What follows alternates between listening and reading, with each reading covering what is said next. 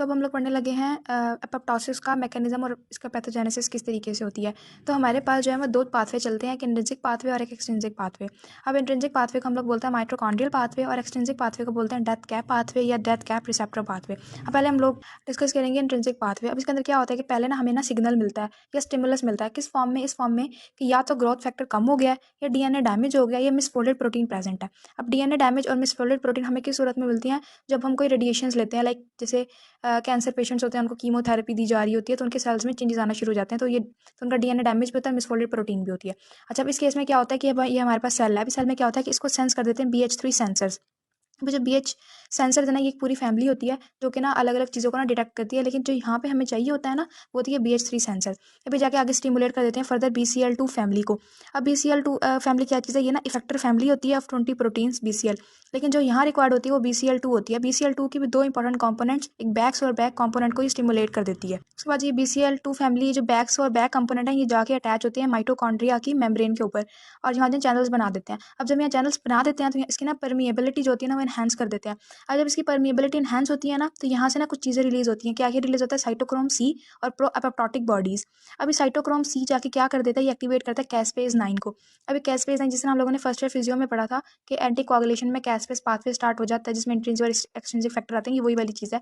Activate करती है caspase 9 को, जो कि फर्दर ब्रेक डाउन करता है, फर्दर जाके वो ब्रेक डाउन करता है, एक न्यूक्लियस की करता है और एक साइटोस्केलेटन की। साइटोस्केलेटन की तो डायरेक्ट ऐसे करता है कि अभी साइटोस्केलेटन क्या होते हैं, ये प्रोटीन्स होती हैं ना जो कि सेल की स्ट्रक्चरल इंटीग्रिटी को मेंटेन करती हैं। जब ये टूट जाएगी तो सेल की स्ट्रक्चरल इंटीग्रिटी भी खत्म हो जाएगी। और दूसरी बात ये होता है कि ये एक्टिवेट करता है एंडोन्यूक्लियेसिस को। अब एंडोन्यूक्लियेसिस क्या कर देते हैं, ये ब्रेक डाउन कर देते हैं न्यूक्लियस को इनटू फ्रेगमेंट्स। अब इस स्टेप को हम लोग बोलते हैं न्यूक्लियर करियोरहेक्सिस। अभी जाके क्या होता है कि ना ये अभी ये सारा ना डेब्रिस बन गया। अभी डेब्रिस ना सेल से लीक आउट नहीं होता बल्कि एपोप्टोटिक बॉडी बन जाती है।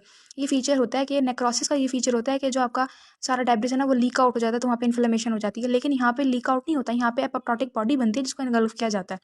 अच्छा, अब क्या होता है कि ना यहाँ पे ना एपोप्टोटिक बॉडी बन जाती है। एपोप्टोटिक जब बन जाती है ना तो ये ना सिग्नल देती है जिसको हम बोलते हैं ईट मी सिग्नल। अब ये ईट मी सिग्नल, ये सिग्नल जाते हैं फेगोसाइटोसिस को, स्पेशली मैक्रोफेजिस को।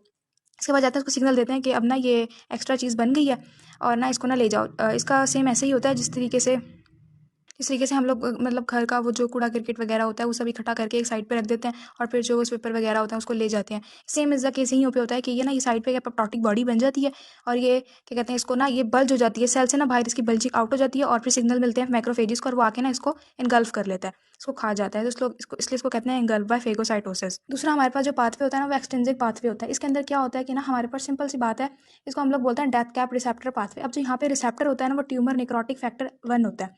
अब ट्यूमर निक्रोटिक फैक्टर रिसेप्टर के ऊपर ना आके अटैच होते हैं फास्ट लिगामेंट्स। अभी फासल क्या चीज़ है, ये फासल जो होते हैं ना ये बेसिकली प्रेजेंट होते हैं टी लिम्फोसाइट्स पर।